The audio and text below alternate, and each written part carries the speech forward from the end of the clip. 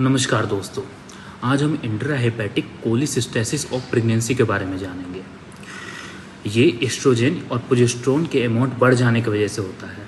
साथ ही साथ ये एक जेनेटिक डिफेक्ट है और एस्ट्रोजन और प्रोजेस्टेरोन का अमाउंट सबसे ज़्यादा थर्ड ट्राइमेस्टर में देखने को मिलता है।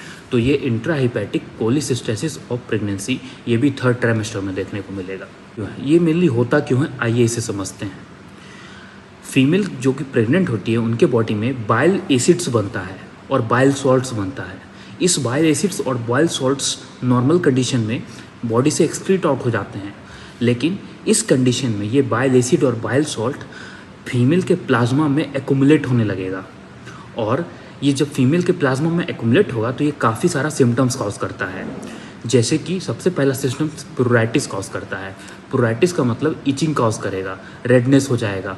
ये मेनली पाम्स और सोल में देखने को मिलता है और रात को देखने को मिलता है। दूसरा बात कि ये विटामिन के का एब्जॉर्प्शन कम कर देता है, जिसकी वजह से पोस्टपार्टम हेमरेज और एंटीपार्टम हेमरेज देखने को मिलता है। और तीसरा बात, ये इरिटेंट नेचर का होता है। ये जाकर के यूट्रस को इरिटेट कर देता है और इसके वजह से प्री मैच्योर डिलीवरी हो जाता है बेबी का। और जैसे ही बेबी का प्री मैच्योर डिलीवरी होगा तो बेबी का लंग उस समय मैच्योर कर नहीं रहा होगा, तो रिस्पायरेटरी डिस्ट्रेस देखने को मिलता है बेबी में। अब यही बाइल साल्ट और बाइल एसिड जा करके एमनियोटिक फ्लूइड में चला जाएगा, तब क्या होगा अब हम इसे जानते हैं। बेबी को जो कवर करके रखता है उसको बोलते हैं एमनियोटिक सैक, और एमनियोटिक सैक के अंदर फ्लूइड होता है जिसको बोलते हैं एमनियोटिक फ्लूइड।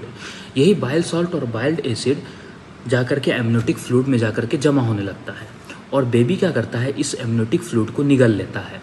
और ये इरिटेंट नेचर का होता है, तो बेबी के बॉल को वो इरिटेट कर देगा। तो क्या होगा, बेबी स्टूल रिलीज़ करेगा या फिर जिसको हम मिकोनियम बोलते हैं वो रिलीज़ करेगा एमनियोटिक फ्लूइड में। और जो एमनियोटिक फ्लूइड में स्टूल या फिर मिकोनियम रिलीज़ किया है उसको बेबी एस्पिरेट करने की कोशिश करेगा। इसी को हम लोग मिकोनियम एस्पिरेशन सिंड्रोम बोलते हैं। अब दूसरा बात देखते हैं क्या होता है। यही बाइल साल्ट और बाइल एसिड जाकर के बेबी के हार्ट पे जमा होने लगता है और वहाँ पे कार्डियक अरेस्ट करा सकता है।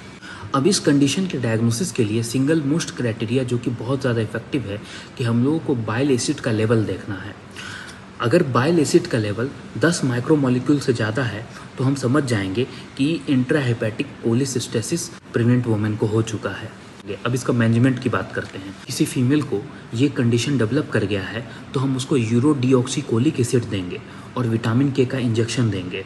साथ ही साथ हम उसके बेबी को मॉनिटर करते रहेंगे और जैसे ही बेबी बॉर्न हो जाएगा तो उसको भी विटामिन के का इंजेक्शन हम लोग दे देंगे। तो ये था हमारा इंट्राहेपेटिक कोलिसिस्टेसिस इन प्रेगनेंसी का वीडियो। आपको कैसा लगा इसे कमेंट में बताएं और लाइक और फॉलो